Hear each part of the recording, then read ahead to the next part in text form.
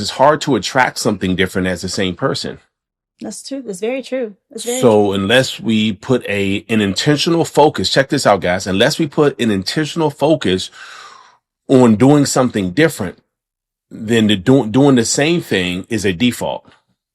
So if I'm intentional about, hey, I'm going to have fruit during this time, then I would more than likely have fruit because I've already prepared it. I know where to find it. It's easily accessible. Yeah. But if I don't intentionally do that, I unintentionally grab whatever's available. Right. No one's ever said, watch me intentionally get out of shape. Watch me intentionally go broke. Watch me intentionally. What happens is because people don't set clearly defined intentional goals, they end up unintentionally worse off financially, worse shape, right? And I'm just speaking for myself. Like, this has been my experience.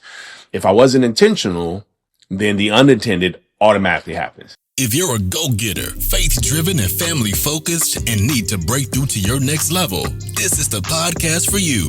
Your self-talk can reshape every area of your life. It's time to dream and think big. Welcome to the Self-Talk Experience with Darnell and Traci Self. It's time to elevate, baby. Let's get into the show. Hi, welcome to the Self-Talk Experience. We are back. We're back, guys. We are back. Welcome. We're back. I'm so excited. Thank you for joining us. I'm so happy to be back with you doing the Self-Talk Experience. Yeah, welcome to another season, the 2026 season of the Self-Talk Experience podcast. And if you're new to our podcast, thank you guys for tuning in. Congratulations. The Self-Talk Experience started now years ago. I can't believe we're saying that. Yes. Years with an S. We thought, you know what? We've had a lot of turning points in our life.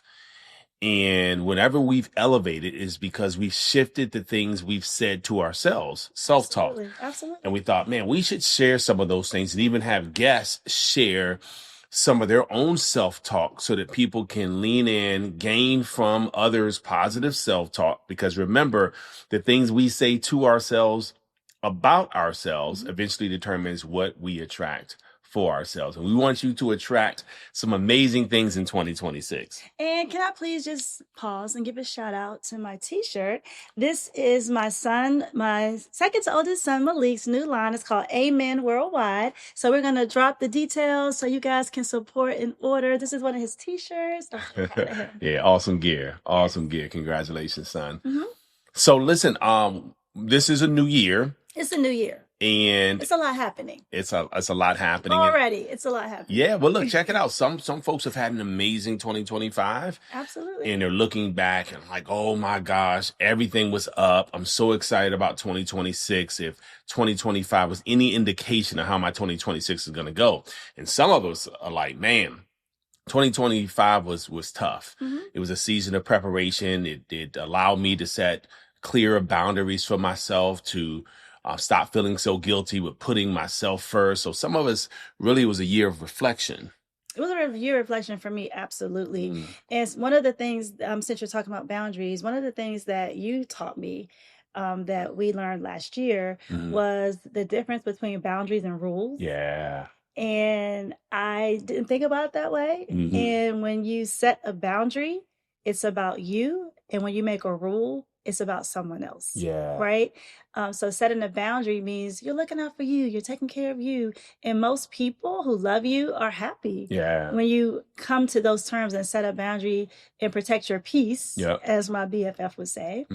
And when you set a rule, it's about other people, and it's can come off as unkind. Yeah. Yeah. Like, hey, make sure you come in the house by 9 o'clock. That's a rule. The rule is you need to come in by 9 o'clock. If I said, hey, I'm not going to be answering my phone after 10 p.m. now, that's the time I'm going to spend time reflecting on my day, doing my writing in my journal. So that's a boundary I've set. Instead of saying, don't call me after 10. That becomes a rule. You don't call me. As long as I say, right. And then people are like, hold up, man. What? But if you say, hey, I'm taking some time these next 3 months, please, I'm going to not accept calls after 10. if I love you, I'll say, I'm so happy for you. Maybe I should think about setting a type of. So it makes people excited for you Yeah. and happy for your growth, as opposed to being offended, quite Yeah. frankly. Some people will be happy for If you. they love you is what I said. Yeah. Well, this is what I learned in the course that this one surprised me with for my birthday, and it was about setting boundaries for success. Here's what they said: everybody will be excited about the boundaries you set to create a better version of yourself, except for those who've been taking advantage of you not setting those boundaries. Oh, wow. Yeah. And so they're like, hold on, they feel edged out because they have been, and sometimes not intentionally, but they have been taking advantage of your lack of setting boundaries. And sometimes that becomes entitlement, and then even bitterness when the person says enough. Right. And so so we're really excited about sharing some of the things that we do at the beginning of every year to help us to propel, to help us to get to our next level. And I don't just mean financially, I mean us individually and collectively, because it's hard to attract something different as the same person. That's true. It's very true. So unless we put an intentional focus, check this out, guys, unless we put an intentional focus on doing something different, then doing the same thing is a default. So if I'm intentional about, hey, I'm going to have fruit during this time, then I would more than likely have fruit because I've already prepared it. I know where to find it. It's easily accessible. Yeah. But if I don't intentionally do that, I unintentionally grab whatever's available. Right. No one's ever said, watch me intentionally get out of shape. Watch me intentionally go broke. Watch me intentionally. What happens is because people don't set clearly defined intentional goals, they end up unintentionally worse off financially, worse shape, right? And I'm just speaking for myself. Like, this has been my experience.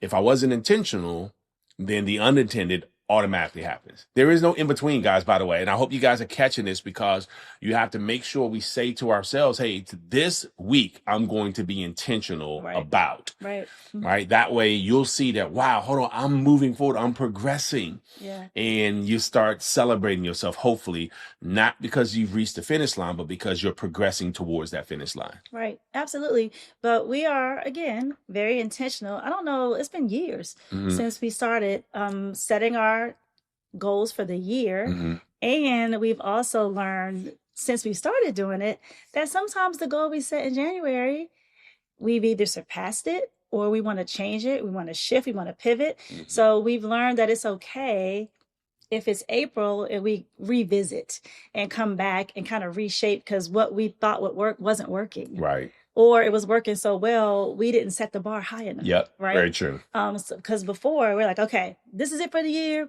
These are the goals. We're standing on it, and this is it. But we've learned how to kind of tweak things a little bit. Yeah. And be okay with that, right? Be okay with pivoting either way, because life has a way of offering up a set of distractions. And sometimes they're real things, right? Like someone's ill in the family. And so don't beat up on yourself. Offer yourself some grace. I'm like, man, but I set this goal. Yeah, but based on your value system, health may be important. It should be. And if that's the case, then that's okay. Give yourself some grace and you jump back in the game when everything's back in order again. Okay. Or maybe you just do less. Instead of 30 minutes doing X, you do 15 minutes because you've got to take care of an elderly, ill parent. So all I'm saying is, don't scrap everything. If you can, just do less, because less is better than not doing anything. And also, babe, I think it's important to be okay with speaking up.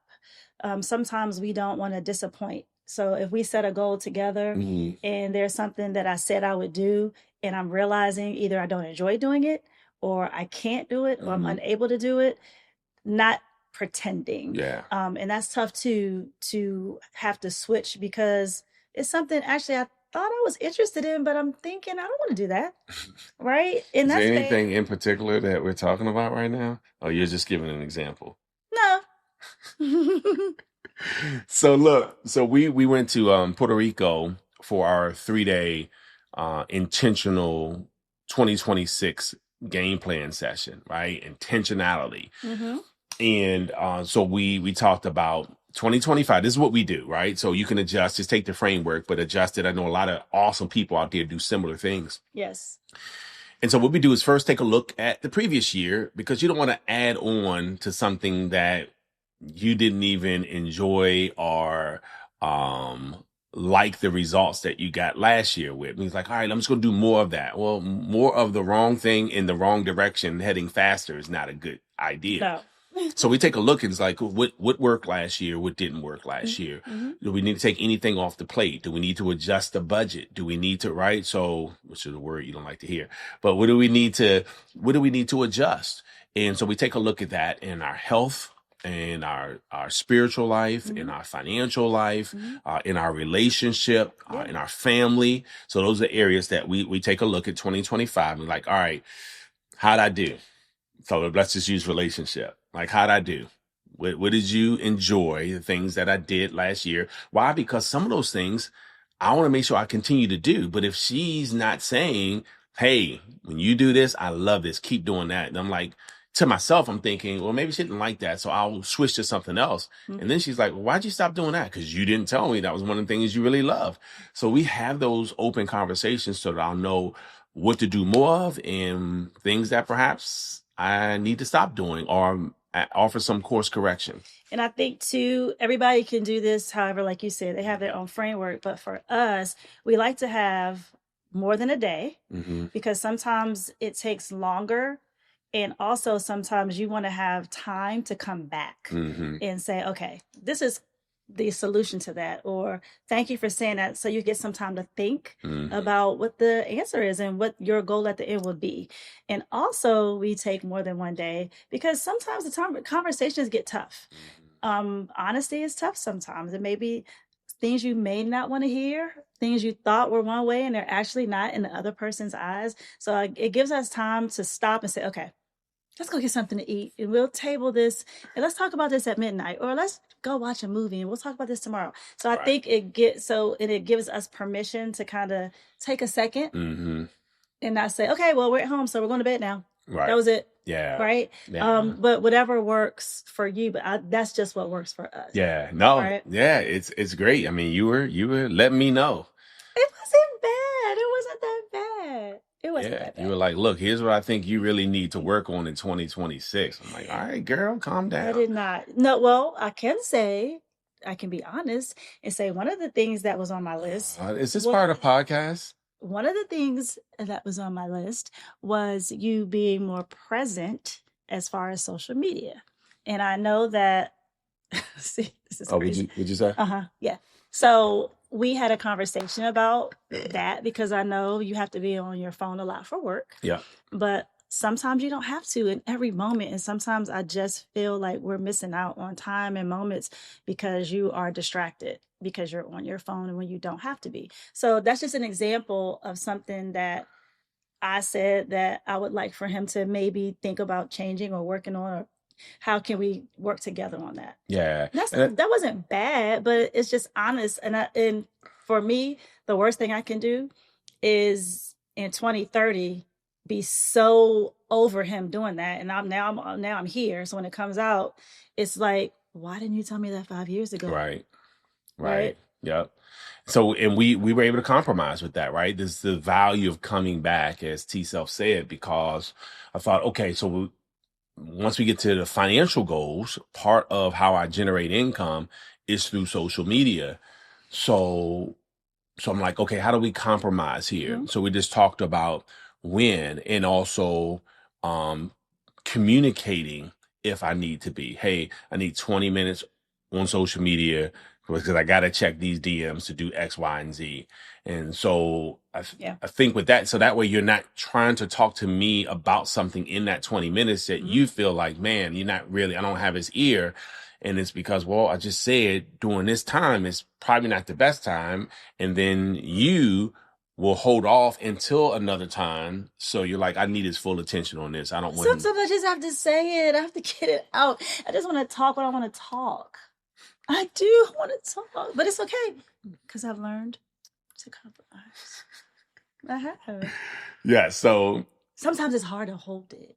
And then sometimes it's stuff, he's like, babe, I really don't need to know that. I'm not an answer to that. I was like, I know, but I want to tell this is why it will never be perfect, but you adjust, right? Along the way. No, I am better. Yes. I'm better. Yes. We get better. We're better this year than we were last year. We're better last year than we were the year before. Of course. Look, guys, the goal is just to get better. Yeah. Right? It's just to get better. It's to say, hey, look, you know what? I'm committed to getting better. I'm committed to being better for you. So you're committed, I know, to be better for me. And that means we're better together. And that's the goal. So we talk about 2025 and then we talk about 2026, things that perhaps you need to adjust in order to elevate, to become better in all those areas I just talked about. We talked about even planning. Like one of the things I shared with my wife was that, hey, I need to be held accountable for this particular area.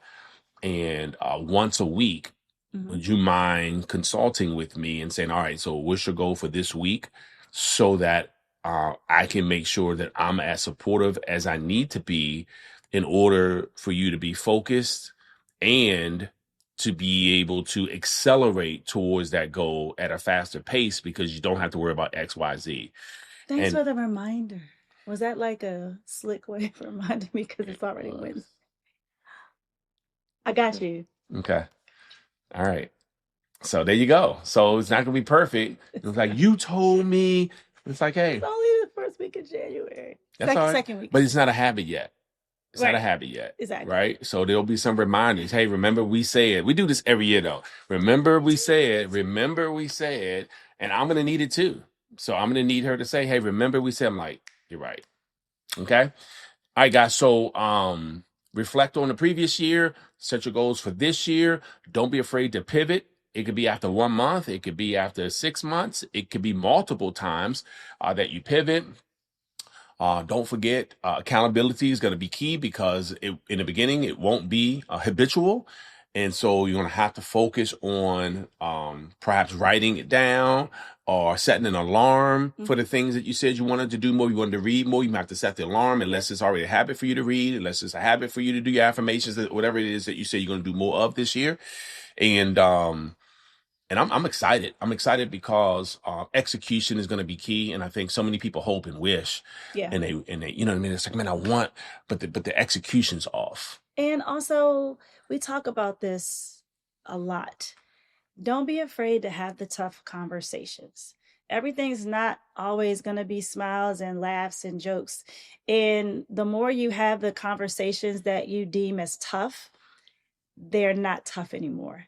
The more you build the relationship with whoever it is, whether it's your spouse or your children or your friends, that those conversations, you're like, oh God, after a while, it's easy. It's not tough because the relationship is there and you feel comfortable and you feel like it's a safe space. So even sometimes when I feel like, oh, I need to talk to him about this, it's not tough. It may be a little uncomfortable, maybe the word, but it's not tough. Yeah. Once you build up that muscle. Mm-hmm. And I think that's the perfect description of creating something that feels a little bit more comfortable and easier when you have reps in. Yeah. And the more reps you have in, the more it feels easier. So if you've used to doing 3 push-ups every day, after 2 weeks, 3 push-ups will feel easier, even if it felt tough in the beginning because you got your reps in. Good. Yeah. If having tough conversations, you have them often because you're like, hey, I just want to be able to share my thoughts and I just want to know if now's a good time. And the more you do that, the more you're like, I can't wait to share this because he or she always receives it so well and we get better. And it's because you've gotten used to having what used to be tough conversations. Now they're just conversations because you got your reps in. Yep. And that's any muscle. You just build it up with enough reps. And anything you lift from that point will feel easier, even if it's the same weight, or even if it's heavier weight, it'll feel easier because you're used to doing it. And I think too, for me, as I've gotten older, the worst that can happen is somebody's feelings are hurt, somebody's upset. But when you have a relationship and you love them, it'll be okay. We'll figure it out. We'll work it out. Yeah. And you just apologize because that was never your intention, right? And everyone's entitled to their feelings. Yeah, absolutely. And so it's not to take away their feelings. It's just to accept that I played a role in you deciding to feel hurt in this. And so that is never my intention, right? So it's okay to... I think it's fine. Yeah. Everything's going to be fine. It's okay. All right, guys, this is episode number 1. Again, welcome. Episode number 1 for 2026. Yes. So welcome back to the Self-Talk Experience. You can find us in all the places that you normally watch and listen to your podcast. Some of you, I know, listen to this as you're driving, and we appreciate all of our listeners. Some of you watch this so that you can see the Amen Worldwide t-shirt. And we'll drop that link there. So you can watch this on YouTube. And again, catch us wherever you watch or check out your favorite podcast. This has been another episode of the Self-Talk Experience. Remember, the things we say to ourselves about ourselves eventually determines what and even who sometimes we attract for ourselves. And if you have something that you would like to tell me to work on, it's too late. Tell me next year. Bye. See you guys. Thank you for listening to the Self-Talk Podcast with Darnell and Traci Self. We hope you enjoyed. Be sure to rate and review this podcast on your favorite podcast listening platform. And we'll see you next time. And remember, talk good to yourself.